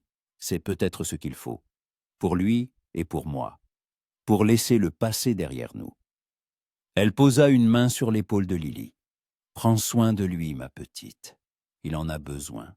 Il a besoin de quelqu'un pour lui rappeler pourquoi la vie vaut la peine d'être vécue. » Lily hocha la tête, sentant les larmes lui monter aux yeux. Les jours suivants furent difficiles. Wade fut pris de fièvre. Son corps luttait contre l'infection.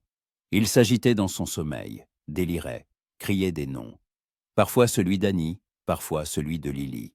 Il disait des choses incohérentes, demandait pardon, suppliait quelqu'un de ne pas partir. Lily ne le quitta pas. Elle changeait ses pansements, comme le lui avait appris le docteur Harrison. Appliquait des compresses froides sur son front brûlant. Le faisait boire de l'eau quand il reprenait conscience. Lui lisait des livres à voix haute pour qu'il entende sa voix, même s'il ne comprenait pas les mots. Martha aidait quand elle le pouvait, mais l'essentiel du travail reposait sur Lily. Elle dormait par intermittence 2 ou 3 heures sur la chaise près de son lit. Mangeait sans sentir le goût. Toute son existence était concentrée sur un seul objectif, qu'il survive. La 3e nuit, Wade se réveilla. Il ouvrit les yeux et vit Lily penchée sur lui, un linge humide à la main. « Tu es là, murmura-t-il d'une voix rauque. « Oui, répondit Lily, et sa voix était si tendre qu'il en eut le souffle coupé. « Je suis là, et je ne partirai pas. »« Pourquoi » demanda-t-il faiblement. « Pourquoi prends-tu soin de moi ?» Après ce que j'ai dit, après t'avoir repoussé. Lily posa le linge sur la table et prit sa main dans les siennes. « Parce que je t'aime, dit-elle simplement, même si tu ne peux pas me le rendre, même si tu vois toute ta vie le visage de quelqu'un d'autre dans le mien. Je t'aime quand même. » Wade ferma les yeux, et des larmes, les premières en 8 ans, coulèrent sur ses joues. « Je ne te mérite pas, » murmura-t-il. « Ce n'est pas à toi de décider, » répondit Lily en serrant sa main. « Contente-toi de guérir, s'il te plaît. Guéris et reviens à la vie. » Il ouvrit les yeux et la regarda, et pour la première fois depuis toutes ces années, il n'y avait pas de douleur dans son regard, seulement de l'espoir. « J'essaierai, » dit-il d'une voix rauque, « pour toi. » La convalescence fut lente. Une semaine se transforma en 2. La fièvre tomba. La blessure commença à cicatriser. Mais Wade était encore faible. Le docteur Harrison venait tous les 2 jours, vérifiait les points de suture, changeait les pansements, et s'étonnait à chaque fois de la rapidité de la guérison. « Vous avez une bonne infirmière, » dit-il un jour à Wade en désignant Lily du menton. « Elle ne vous laisse pas mourir. » Wade regarda Lily qui se tenait près de la fenêtre, suspendant des bandages propres pour les faire sécher. Le soleil filtrait à travers le rideau, illuminant ses cheveux clairs, et à cet instant, elle lui parut être un ange. « Je sais, » répondit-il doucement. « Je sais. » Peu à peu, Wade commença à se lever. D'abord quelques minutes, puis plus longtemps. Lily l'aidait à marcher dans la chambre, le soutenant par le bras. Il parlait un peu, mais une intimité qui n'avait pas besoin de mots s'était installée entre eux. Un soir, alors que Martha était déjà couchée, ils étaient assis tous les 2 sur le porche. Wade était emmitouflé dans une couverture, et Lily était assise à côté de lui, regardant les étoiles. « Je pensais à ce que tu as dit, » commença Wade doucement, « que tu m'aimais. » Lily se tourna vers lui, le cœur battant plus vite. « Je ne sais toujours pas si je pourrais être celui dont tu as besoin, » poursuivit-il. « Je suis brisé, Lily. Il y a tant de douleur et de ténèbres en moi. Je ne veux pas t'entraîner là-dedans. »« Tu ne m'entraînes pas, » répondit Lily. « J'y vais de mon plein gré. » Wade la regarda, et ses yeux exprimaient une telle gratitude, une telle chaleur, que Lily en eut le souffle coupé. « Quand j'avais la fièvre, dit-il, je faisais des rêves. Sur le passé, sur l'avenir, sur tout à la fois. Et dans chacun d'eux, tu étais là, pas Annie, toi. Et j'ai compris que je ne voulais plus vivre dans le passé. Je veux vivre ici, maintenant, avec toi. » Lily sentit les larmes couler sur ses joues. « Tu es sérieux ?»« Oui, » répondit Wade. et sa voix était ferme. « Je suis sérieux. Je t'aime, Lily Whitmore. Pas parce que tu ressembles à quelqu'un d'autre, mais parce que tu es toi. Forte, bonne, têtue. Tu m'as ramenée à la vie, et je veux passer le reste de mes jours à te prouver que je suis digne de ce cadeau. » Lily ne pouvait plus parler. Elle le serra simplement dans ses bras, doucement pour ne pas toucher sa blessure, et pleura sur sa poitrine. De bonheur, de soulagement, de l'amour qui la submergeait. Wade l'enlaça d'un bras et la serra contre lui, enfouissant son visage dans ses cheveux. « Pardonne-moi de t'avoir fait attendre, » murmura-t-il. « Pardonne-moi d'avoir été si lâche. »«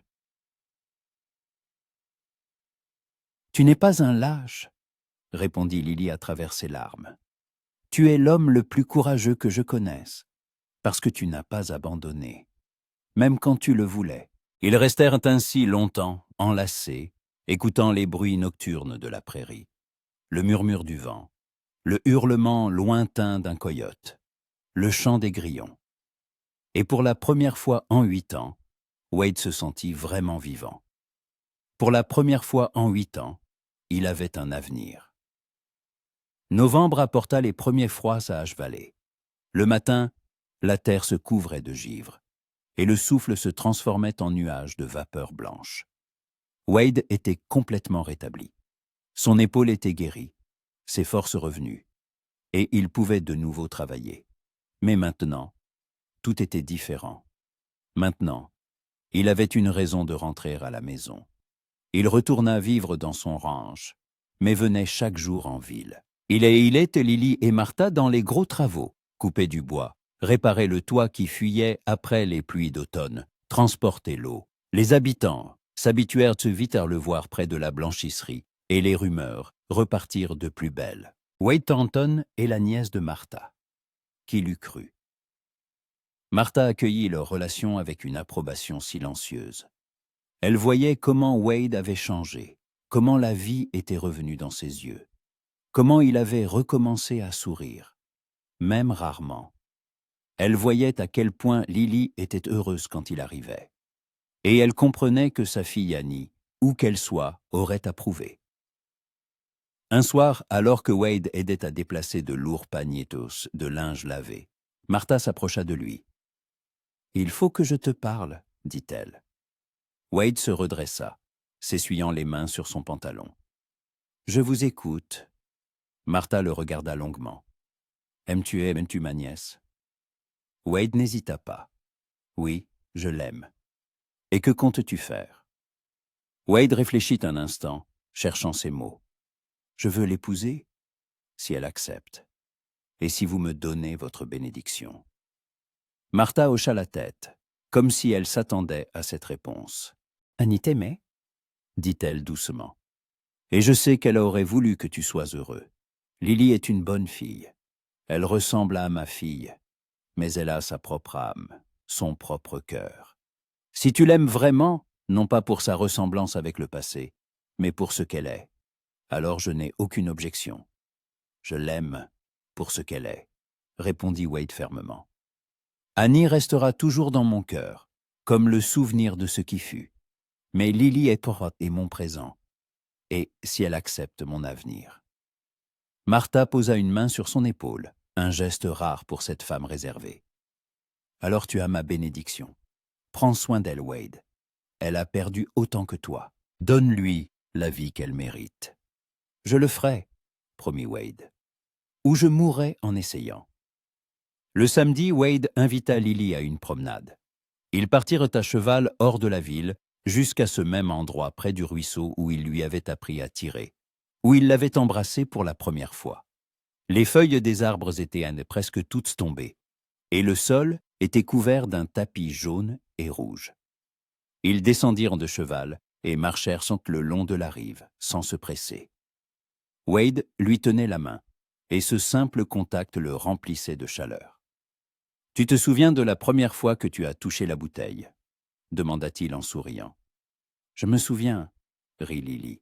« Tu étais si fière, comme si j'avais accompli un exploit. » C'en était un, tu as prouvé que tu pouvais te défendre. C'est important ici, sur la frontière. Ils s'assirent sur un gros rocher, au bord de l'eau. Le soleil déclinait, colorant le ciel de teintes orangées et roses. Le vent était frais, et Lily frissonna. Wade retira sa veste en cuir et la posa sur ses épaules. « Merci », murmura-t-elle en se blottissant contre lui. Ils restèrent assis en silence, savourant leur proximité, le calme. Puis Wade prit la parole. « Lily, je veux te demander quelque chose. » Elle leva les yeux vers lui, et son cœur s'accéléra. Le ton de sa voix était sérieux, important. « Je t'écoute. » Wade prit sa main dans les siennes et la regarda dans les yeux. « Je sais que je ne suis pas l'homme dont rêvent toutes les jeunes filles. Je suis plus âgé que toi. Je suis brisé par le passé, j'ai un travail dangereux, et je ne peux pas te promettre une vie facile. Mais je peux te promettre de t'aimer chaque jour, de te protéger, de prendre soin de toi, de tout faire pour que tu sois heureuse. » Il marqua une pause, rassemblant son courage. « Lily Whitmore, veux-tu m'épouser ?» Lily se figea.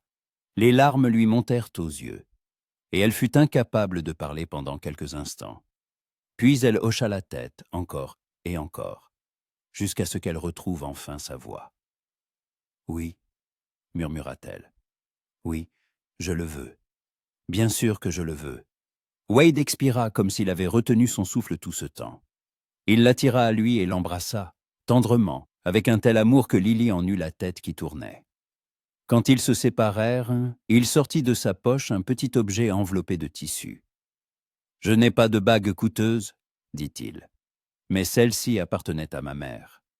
C'est la seule chose qui me reste d'elle. » Il déplia le tissu et Lily vit une simple bague en argent, ornée d'une petite turquoise. « Elle est magnifique, » murmura-t-elle. Wade lui passa délicatement la bague au doigt. Elle lui allait parfaitement, comme si elle avait été faite pour elle. « Et maintenant, tu es à moi, » dit-il d'une voix rauque. « Et je suis à toi, pour toujours. » Lily l'enlaça, cachant son visage contre sa poitrine, et pleura de bonheur. Wade la tenait, lui caressant les cheveux, et pour la première fois en 8 ans, il sentait que la vie avait un sens. La nouvelle des fiançailles se répandit rapidement dans la ville. Les réactions furent diverses. McGregor se réjouit, disant qu'il l'avait prédit depuis longtemps. Le docteur Harrison serra la main de Wade et lui souhaita du bonheur. Le shérif les félicita tous les deux. Mais il y eut aussi des critiques. La vieille Madame Hollis, l'épouse du commerçant, dit à Martha en face, « Comment peux-tu permettre ça? Il aimait ta fille, et maintenant il épouse sa cousine. Ce n'est pas correct. » Martha répondit calmement mais fermement, « Annie est morte, depuis 8 ans, et elle n'aurait pas voulu que Wade passe le reste de sa vie seule. Lily le rend heureux. Pour moi, c'est suffisant. » Madame Hollis se détourna, l'air mécontent, mais Martha n'y prêta pas attention. Elle connaissait la vérité. Elle savait que l'amour ne peut être incorrect s'il est sincère. Le mariage fut fixé pour décembre. Rien de fastueux, rien de superflu. Juste une simple cérémonie dans la petite église d'Ash Valley, avec quelques proches comme témoins. Lily cousait elle-même sa robe, simple, en tissu blanc que Wade lui avait acheté à la boutique de McGregor. Elle travaillait le soir à la lueur de la lampe, et Martha l'aidait parfois. Annie aussi rêvait de son mariage, dit un jour Martha, en regardant Lily ourler le bas de la robe.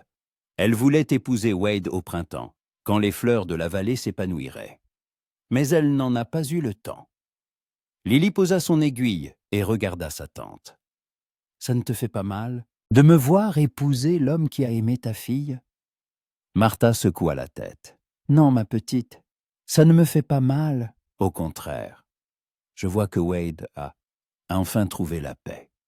Et c'est ce qu'Annie aurait voulu. Elle l'aimait et aurait voulu qu'il soit heureux, même si ce n'était pas avec elle. » Lily serra sa tante dans ses bras, et elles restèrent ainsi quelques minutes, 2 femmes liées par l'amour pour un même homme, l'une comme la mère de son amour perdu, l'autre comme sa future épouse. Une semaine avant le mariage, un événement inattendu se produisit. Wade se rendit au cimetière, seul.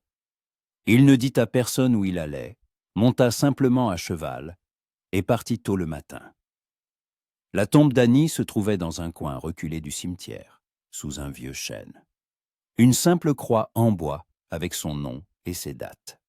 Wade n'y était pas venu depuis plusieurs années. Il ne pouvait s'y résoudre. Mais maintenant, il savait qu'il le devait. Il descendit de cheval, s'approcha de la tombe et s'agenouilla. Il resta longtemps silencieux, fixant la croix. Puis, il se mit à parler. « Pardonne-moi, Annie, dit-il doucement. Pardonne-moi de ne pas être venu depuis si longtemps. Je ne pouvais pas. C'était trop douloureux. Mais aujourd'hui, je suis là parce que je dois te dire quelque chose. » Il marqua une pause, cherchant ses mots. « J'ai rencontré quelqu'un. Elle s'appelle Lily. C'est la nièce de Martha, ta cousine. Elle te ressemble beaucoup, mais elle est différente.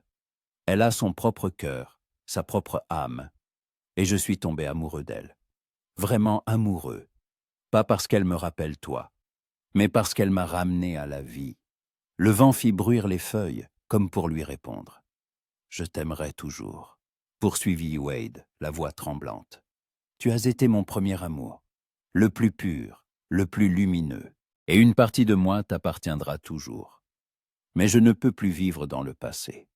Je veux vivre, vraiment, avec Lily. J'espère que, où que tu sois, tu comprends. J'espère que tu me pardonnes. » Et il se tut, et des larmes coulèrent sur son visage. Pour la première fois depuis toutes ces années, il ne pleurait pas de douleur, mais de soulagement, d'avoir enfin pu lâcher prise. « Merci, » murmura-t-il. « Merci pour le temps que nous avons passé ensemble, pour m'avoir appris à aimer. Je ne t'oublierai jamais, mais il est temps d'avancer. Adieu, Annie. » Il se releva, resta encore quelques minutes, puis se retourna et se dirigea vers son cheval, sans regarder en arrière, parce que le passé était derrière lui. Devant, il y avait l'avenir. Le jour du mariage fut clair et froid. La neige n'était pas encore tombée, mais l'air était glacial, et le souffle se transformait en nuages blancs. Lily se tenait devant le miroir de sa chambre, vêtue de sa robe blanche. Martha l'aida à se coiffer et à fixer un simple voile blanc. « Tu es magnifique, » dit Martha, les yeux brillants de larmes. « Une vraie, tu es mariée. » Lily se tourna vers elle et la serra dans ses bras. « Merci ma tante, pour tout, de m'avoir accueillie, de m'avoir soutenue. Je ne sais pas ce que j'aurais fait sans toi. »« Tu t'en serais sortie, » répondit Martha. « Tu es une fille forte, comme mon Annie, mais je suis heureuse que tu sois là, heureuse que tu fasses partie de ma famille. » Elles se rendirent ensemble à l'église. Il y avait peu de monde. McGregor et sa femme, le docteur Harrison, le shérif, quelques voisins. Le pasteur attendait devant l'autel, et à ses côtés se tenait Wade. Lily se figea sur le seuil de l'église en le voyant. Il portait un costume noir neuf, acheté spécialement pour l'occasion. Ses cheveux étaient coupés, sa barbe soigneusement taillée. Mais le plus important était son visage. Il était calme, ouvert, et ses yeux exprimaient un tel amour que Lily en eut le souffle coupé. Martha la conduisit le long de l'allée, et Wade ne la quitta pas des yeux. Quand Lily arriva à l'autel, il lui prit la main et la serra. « Tu es incroyablement belle, » murmura-t-il. « Et toi, incroyablement élégant, » répondit-elle en souriant à travers ses larmes. Le pasteur commença la cérémonie. Il parla d'amour, de fidélité, du mariage comme l'union de deux âmes devant Dieu. Wade et Lily écoutaient, se tenant par la main, et le monde autour d'eux cessa d'exister. Quand vint le moment de prononcer leurs vœux, Wade parla lentement, distinctement. « Moi, Wade Thornton, je te prends, Lily Whitmore, pour légitime épouse.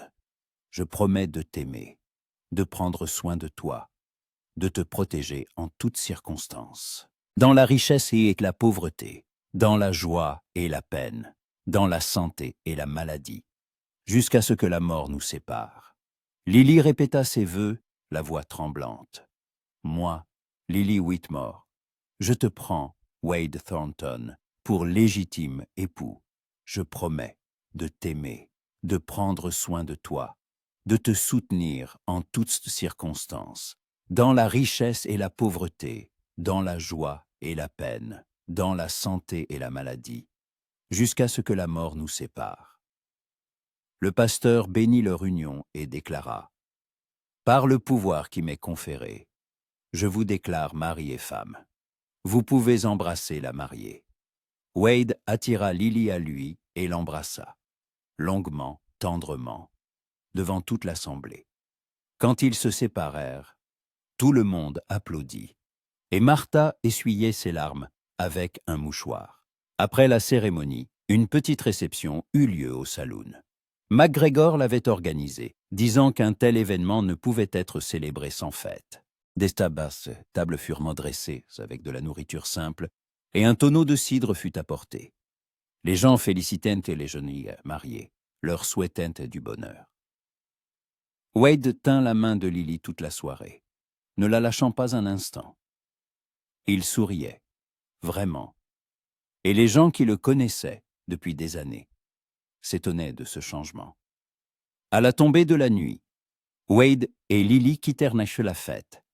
Il l'aidait à monter à cheval, la plaça en selle devant lui, et ils partirent entiers vers son ranch. Désormais, c'était leur ranch, leur maison. La maison les accueillit avec la chaleur du foyer. Wade était venu plus tôt pour allumer un feu dans la cheminée. Il porta Lily pour franchir le seuil, et elle rit en l'enlaçant par le cou. « Tu respectes les traditions, dit-elle. Je veux faire les choses bien, répondit Wade en la posant au sol. Tu mérites ce qu'il y a de mieux. Lily regarda autour d'elle. La maison était simple, modeste, mais confortable. Des murs en bois, une cheminée en pierre, des meubles simples. Mais y régnait une odeur de foyer, une odeur de nouvelle vie. C'est merveilleux, dit-elle doucement. Wade s'approcha d'elle par derrière, l'enlaçant par la taille. J'avais peur de ce jour, avoua-t-il. Peur de ne pas être un bon mari, que le passé ne me lâche pas. Lily se tourna vers lui, posant ses paumes sur sa poitrine. Et maintenant? Maintenant, je n'ai peur que d'une chose, de ne pas être assez bien pour toi. Tu es plus qu'assez, murmura Lily. Tu es tout ce dont j'ai besoin. Il l'embrassa, et cette fois, le baiser ne fut pas tendre, mais passionné, rempli de tout le désir qu'ils avaient retenu si longtemps. Wade la souleva dans ses bras et la porta dans la chambre, et la porte se referma derrière eux, laissant le monde extérieur. Cette nuit-là, ils devinrent vraiment mari et femme, et Wade sentit enfin que le passé l'avait libéré. Annie restait dans son cœur comme un doux souvenir, mais Lily était son présent et son avenir. Et il était heureux. Le printemps arriva doucement dans la vallée, chassant peu à peu le froid de l'hiver. La neige de janvier avait fondu, révélant une terre avide de chaleur. Les ruisseaux se remplirent d'eau, et l'air embauma la fraîcheur et la vie nouvelle. Au ranch des Thornton, tout fleurissait, non seulement à l'extérieur, mais aussi à l'intérieur. Lily était heureuse, vraiment heureuse, pour la première fois de sa vie. Elle se réveillait chaque matin aux côtés de Wade, et cette simple sensation, sa chaleur près d'elle, sa respiration régulière dans son sommeil, remplissait son cœur de joie. Ils travaillaient ensemble. Wade s'occupait du ranch, réparant les enclos pour le bétail qu'il prévoyait d'acheter au printemps, tandis que Lily tenait la maison, cuisinait, lavait, s'occupait du petit potager qu'elle avait planté près de la maison. La vie était simple, mais pleine de sens. Ils parlaient peu, Wade n'était pas un homme de mots, mais une intimité qui n'avait pas besoin de paroles s'était installée entre eux. Il pouvait simplement s'approcher d'elle alors qu'elle était au fourneau, l'enlacer par derrière, et presser son front contre sa nuque. Elle pouvait prendre sa main alors qu'ils étaient assis le soir près du feu, et caresser ses doigts rugueux, couverts de callosité par le travail. Ils apprenaient à vivre ensemble, apprenaient à être mari et femme. Et chaque jour, ils s'aimaient un peu plus fort. En mars, Wade acheta un petit troupeau, 10 vaches et un taureau. Il prévoyait d'agrandir progressivement son exploitation pour ne plus dépendre uniquement de la chasse aux primes. Ce métier était dangereux. Et maintenant qu'il avait Lily, il ne voulait plus prendre de risques inutiles. « Je veux que nous ayons une vraie maison, » dit-il un jour, alors qu'ils étaient assis sur le porche à regarder le coucher du soleil. « Pour que tu ne t'inquiètes pas à chaque fois que je pars.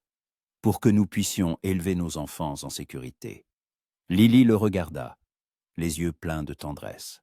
« Tu penses aux enfants ?» Wade hocha la tête, et un sourire timide, un phénomène rare qui le rajeunissait, apparut sur son visage. « J'y pense beaucoup. Je veux un fils, ou une fille, ou les deux. Je veux entendre des rires d'enfants dans cette maison. Je veux qu'il y ait une vraie famille ici. » Lily prit sa main et la posa sur son ventre. « Alors tu n'auras pas à attendre longtemps, » dit-elle doucement. Wade se figea. Il la regarda, puis sa main sur son ventre, puis de nouveau son visage. « Tu es sérieuse ?» Lily hocha la tête, les larmes lui montant aux yeux. « Je n'étais pas tout à fait sûr, mais le docteur Harrison l'a confirmé hier, quand j'étais en ville. Je suis enceinte, Wade. Tu vas être père. » Wade ne pouvait plus parler. Il la regardait simplement, et des larmes coulaient sur son visage. Puis il l'attira à lui et la serra si fort qu'elle pouvait à peine respirer.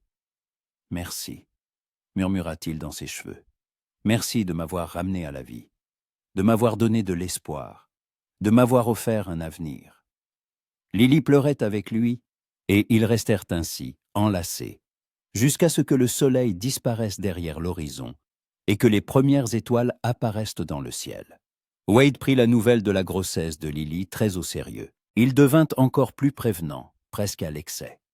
Il ne lui permettait de rien soulever de lourd, insistait pour qu'elle se repose davantage, et prit en charge la plupart des tâches ménagères. Lily en riait, disant qu'elle n'était pas une poupée de porcelaine, mais elle voyait la peur dans ses yeux et comprenait. Il avait peur de la perdre. Peur que l'histoire se répète, qu'une maladie ou autre chose lui prenne elle et l'enfant. Cette peur était irrationnelle, mais bien réelle. Et Lily ne pouvait le blâmer. Au lieu de cela, elle le serrait simplement dans ses bras et disait « Je suis là, je suis en bonne santé, tout ira bien pour moi, pour nous deux. » Et peu à peu, Wade apprit à y croire. Le printemps fit place à l'été. La vallée fleurit. Des fleurs sauvages couvraient les collines. L'air s'emplit du parfum des herbes et du vent chaud. Le ventre de Lily s'arrondit, et elle commença à coudre des vêtements de bébé, se préparant à la naissance. Martha venait une fois par semaine, apportant des provisions, aidant aux tâches ménagères. Elle était heureuse de voir sa nièce s'épanouir, de voir comment Wade avait changé. Un jour, alors que Lily était sortie au potager, Martha se retrouva seule avec Wade dans la cuisine. « Tu es devenu un autre homme, » dit-elle. « Je le vois. Annie en serait heureuse. » Wade hocha la tête. « Je pense souvent à elle, mais maintenant sans douleur. Simplement comme une partie de ma vie qui a été et qui est passée. Lily m'a donné une seconde chance, et je n'ai pas l'intention de la laisser passer. »« Tu es un bon mari, » dit Martha, « et tu seras un bon père. Je n'en doute pas. » En juillet, ce que Wade espérait éviter arriva. Le shérif vint lui demander de l'aide. Une dangereuse bande de 7 hommes sévissait dans toute la vallée, tuant, pilant, et personne ne parvenait à les attraper. Les autorités avaient offert une grosse récompense, et le shérif savait que Wade était le meilleur chasseur de primes du comté. « J'ai besoin de ton aide, Thornton, » dit le shérif. « Ces salauds ont tué 3 fermiers, la semaine dernière. Ils ont brûlé leur maison jusqu'aux fondations. Si on ne les arrête pas, ils viendront jusqu'à Ash Valley. » Wade regarda le shérif, puis Lily, qui se tenait sur le seuil de la maison, le ventre arrondi. Il ne voulait pas partir, ne voulait pas la laisser, surtout maintenant. « Je ne sais pas, » dit-il. « Ma femme est enceinte. L'enfant doit naître dans 2 mois. Je ne peux pas la laisser seule. »« Elle ne sera pas seule, » intervint Lily en s'approchant. « Tante Martha s'installera avec moi pendant ton absence. Tout ira bien pour moi. » Wade secoua la tête. « Non, c'est trop dangereux.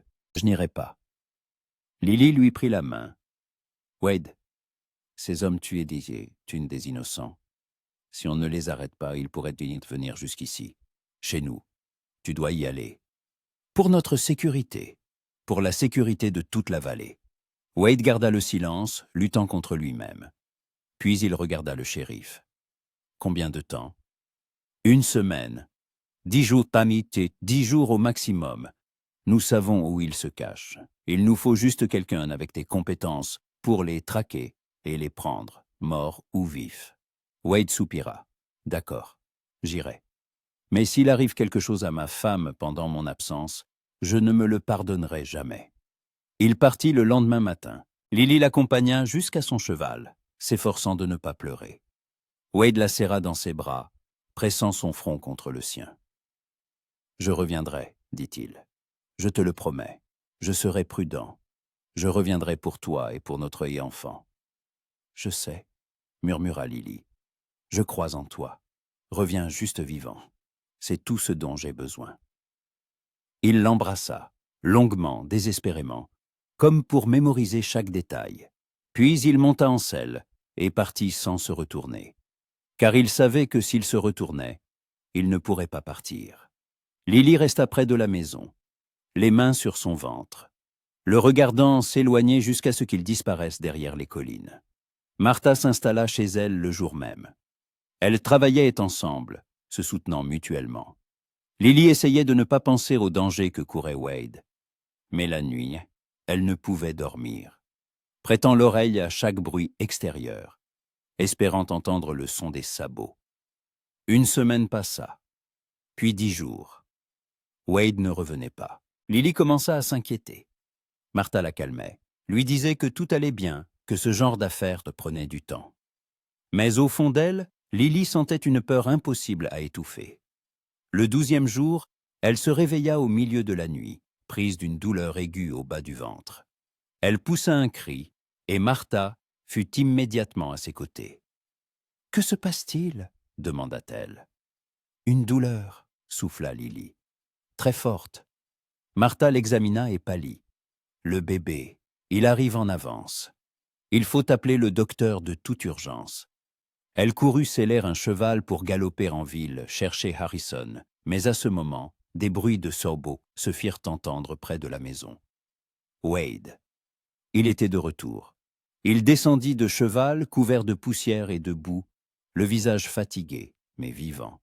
Il vit Martha sortir en courant de la maison et comprit que quelque chose n'allait pas. « Que se passe-t-il » cria-t-il. « Lily, l'accouchement a commencé. Le bébé arrive en avance. Il faut un docteur. » Wade, sans hésiter, fit demi-tour, sauta sur son cheval et fonça vers la ville.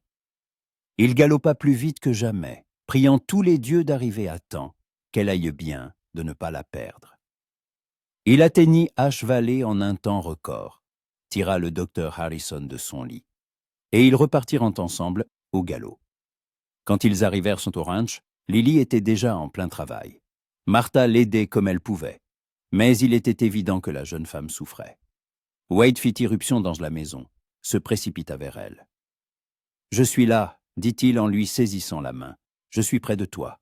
Tout ira bien. » Lily le regarda à travers ses larmes de douleur et sourit. « Tu es revenu, » murmura-t-elle. « Je savais que tu reviendrais. » Le docteur Harrison l'examina et dit « Le bébé arrive. Tout va bien. Juste un peu en avance. Il faut pousser ma petite. Plus fort. » Les 2 heures qui suivirent furent les plus longues de la vie de Wade. Il tenait la main de Lily, essuyait la sueur de son front, lui disait qu'elle était forte, qu'elle y arriverait, qu'il l'aimait. Lily criait de douleur, poussait, pleurait, mais ne baissait pas les bras. Et enfin, alors que le ciel commençait à s'éclaircir, un cri retentit. Le cri d'un nouveau-né. Le docteur Harrison souleva le bébé, coupa le cordon ombilical, l'enveloppa dans un linge propre. « Une fille, » dit-il en souriant. « Une fille en bonne santé. » Wade regardait le petit paquet dans les bras du docteur, et des larmes coulaient sur son visage. Harrison posa le bébé sur la poitrine de Lily, et elle serra sa fille contre elle, pleurant de bonheur et de soulagement. Elle est magnifique, murmura Lily. Wade s'assit à côté d'elle sur le lit. Les enlaçant toutes les deux, les Soddy. Il regardait le minuscule visage de sa fille, les yeux fermés, les doigts minuscules, le duvet de cheveux clairs sur sa tête. Et il sentit une chaleur l'envahir, si forte qu'elle lui coupa le souffle. « Elle est parfaite, dit-il d'une voix rauque, tout comme toi. Comment allons-nous l'appeler » demanda Lily en le regardant. Wade réfléchit, puis il dit doucement « Annie, si tu es d'accord, en l'honneur de celle qui m'a appris à aimer et qui m'a mené à toi. » Lily hocha la tête, et de nouvelles larmes coulèrent sur ses joues. Annie, c'est un prénom magnifique. Martha se tenait sur le seuil, essuyant ses larmes. Elle s'approcha, regarda le bébé et sourit. Le premier vrai sourire chaleureux depuis de nombreuses années. « Elle ressemble à ma fille, dit-elle. Bienvenue au monde, petite Annie. Bienvenue à la maison. » Les semaines suivantes furent consacrées aux soins du nouveau-né. Wade ne dormait presque pas, aidant Lily avec le bébé, se levant la nuit quand la petite pleurait. Il était passé maladroit au début, craignant de prendre une si petite créature dans ses bras, de mal faire. Mais Lily lui apprit avec patience, et il prit vite ses aises. Il pouvait passer des heures avec sa fille dans les bras, la berçant, lui chantant les douces chansons que sa mère lui avait apprises. La regarder dormir, voir sa petite poitrine se soulever et s'abaisser au rythme de sa respiration, et ressentir un bonheur si intense qu'il lui donnait envie de pleurer. Lily les observait et comprenait que Wade était enfin guéri. Le passé l'avait libéré. Annie restait un doux souvenir, le nom de leur fille, mais n'était plus une blessure à vif. Il avait désormais une nouvelle famille, un nouvel amour, une nouvelle vie. Un an passa. La petite Annie apprit à marcher, à babiller ses premiers mots. Elle était tête blonde, les yeux gris, avec un sourire qui illuminait toute la maison. Wade l'adorait, la gâtait, ne pouvait rien lui refuser. Le ranch prospérait. Le troupeau s'était agrandi et Wade avait définitivement abandonné la chasse aux primes pour se consacrer uniquement à l'exploitation. Lily tenait la maison, élevait sa fille, aidait son mari. Ils étaient heureux de cette vie simple, tranquille et heureuse dont beaucoup rêvent, mais que peu obtiennent. Un soir, alors qu'Annie dormait déjà dans son berceau, Wade et Lily étaient assis sur le porche, comme le jour où il lui avait fait sa demande. Ils regardaient le coucher du soleil, écoutant les bruits nocturnes de la prairie. « Tu te souviens de notre rencontre ?» demanda Lily. « Je me souviens, » répondit Wade. « Je t'ai vu et j'ai cru que c'était un fantôme, que le passé revenait me tourmenter. Et maintenant ?» Wade se tourna vers elle et lui prit la main. « Maintenant, je te vois toi, seulement toi, la femme que j'aime plus que ma vie, la mère de ma fille, mon présent et mon avenir. J'ai été aveugle si longtemps, mais tu m'as ouvert les yeux. Tu m'as sauvé, Lily, et je t'en serai reconnaissant chaque jour jusqu'à la fin de ma vie. » Lily se blottit contre lui, posant sa tête sur son épaule. « Nous nous sommes sauvés l'un l'autre, » dit-elle doucement. « J'étais perdue quand je suis arrivée ici. Je ne savais ni où aller, ni pourquoi vivre. Et tu m'as donné un foyer, une famille, de l'amour. Tu m'as tout donné. » Ils restèrent ainsi, enlacés, jusqu'à ce que la lune se lève sur les collines et que les étoiles parsèment le ciel.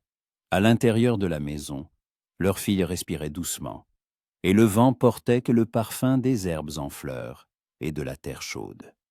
La vie continuait, et elle était belle. Wade Thornton avait un jour pensé que son histoire s'était terminée ce jour de février, où Annie était morte. Qu'il était condamné à vivre dans l'ombre du passé, incapable d'avancer. Mais il s'était trompé. Son histoire ne faisait que commencer.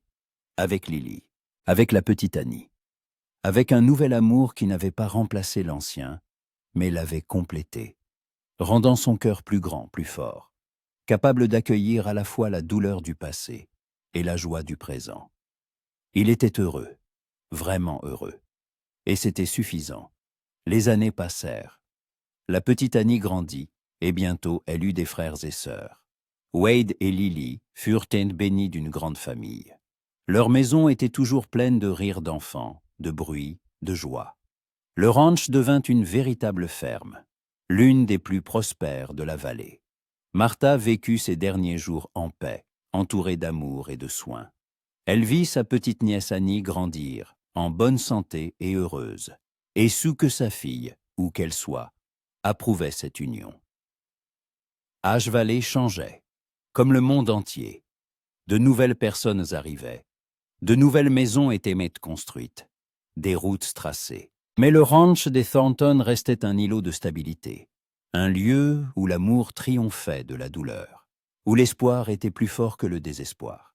Et quand Wade devint vieux, assis sur ce même porche, tenant la main d'une Lily aux cheveux gris, entourée de ses enfants et petits-enfants, il pensait à une seule chose, à quel point il avait été proche d'abandonner. À quel point, il aurait pu facilement rester dans l'obscurité. Mais une femme, fragile, têtue, aux yeux gris et aux cheveux clairs, lui avait tendu la main et l'avait ramené à la lumière. Et il lui fut infiniment reconnaissant pour chaque jour passé avec elle. Parce que l'amour, le véritable amour, ne connaît pas de frontières. Il ne remplace pas le passé, mais donne la force de continuer. Il guérit les blessures qui semblaient incurables. Il transforme la douleur en sagesse, la peur en courage, la solitude en famille. Et l'histoire de Wade Thornton et Lily Whitmore est l'histoire qu'il n'est jamais trop tard pour recommencer, jamais trop tard pour aimer à nouveau, jamais trop tard pour vivre.